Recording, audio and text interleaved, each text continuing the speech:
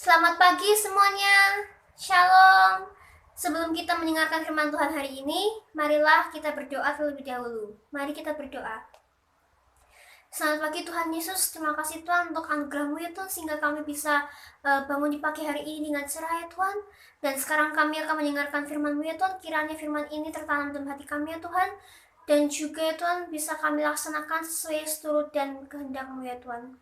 Terima kasih Tuhan, kami mengucap syukur, haleluya, amin. Jadi renungan hari ini berjudul Menjadi Alatnya Tuhan. Diambil dari Efesus 2 ayat 10.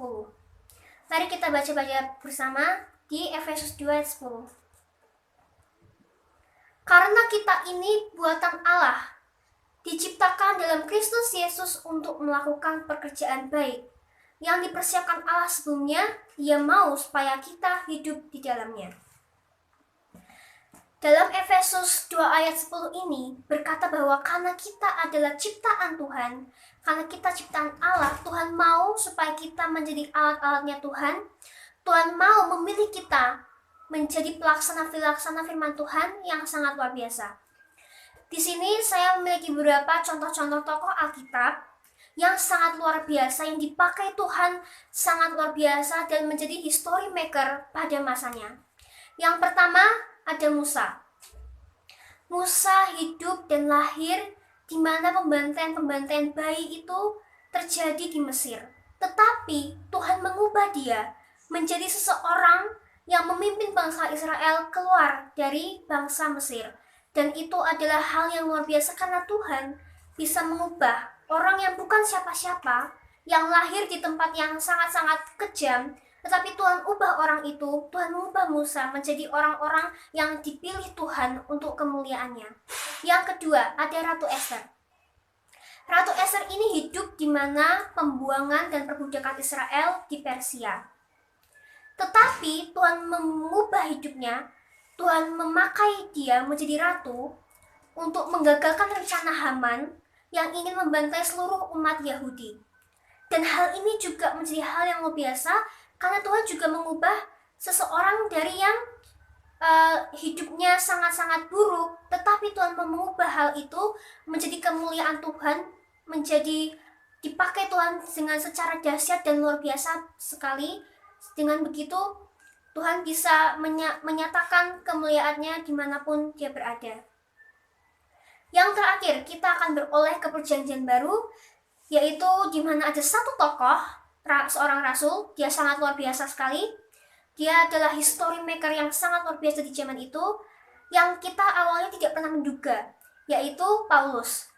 Paulus, dia adalah orang yang awalnya itu membunuh para pengikut Kristus. Tetapi ketika dia bertemu dengan Tuhan, Tuhan mengubah hidupnya menjadi orang yang melakukan pelaksanaan firman Tuhan, dia menjadi penyebar Injil.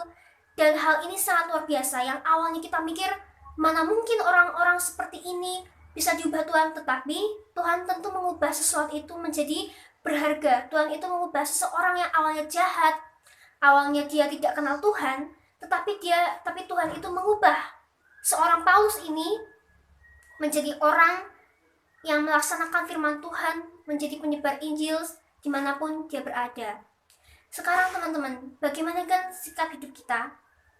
Tentu, kalau misalnya Tuhan bisa mengubah tokoh-tokoh Alkitab tersebut, tentu Tuhan juga bisa mengubah kita, maupun latar belakang kita ini buruk, latar belakang kita ini jelek, latar belakang kita ini dalam masa-masa yang sulit, tetapi Tuhan bisa membawa kita menjadi pelaksana firman Tuhan yang luar biasa, dan Tuhan bisa memakai kita menjadi alatnya dengan sebagai luar biasanya rupa, sehingga kita ini diciptakan untuk kemuliaan Tuhan.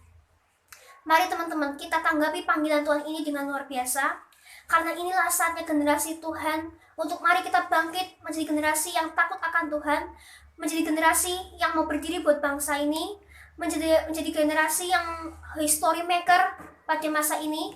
Walaupun masa pandemi ini sangat-sangat luas, masa pandemi ini sangat-sangat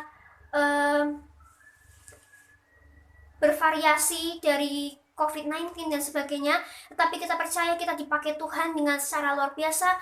Kita menjadi alat Tuhan yang luar biasa. Dan kita akan memenangkan jiwa-jiwa, semua jiwa-jiwa diselamatkan untuk Tuhan Yesus sampai Maranatha Tuhan datang yang kedua kalinya. Amin. Mari kita berdoa. Terima kasih ya Tuhan untuk renungan hari ini. Kiranya Engkau ya Tuhan mengingatkan kami supaya kami mau menjadi story maker di masa ini ya Tuhan, supaya kami menjadi generasi-generasi muda yang takut akan Tuhan, yang mau berani ya Tuhan speak up ya Tuhan untuk kebenaran-Mu ya Tuhan. Tolong Tuhan buka hati kami ya Tuhan. Terima kasih Tuhan untuk semuanya. Kami ucap syukur. Haleluya. Amin. Selamat belajar. Terima kasih.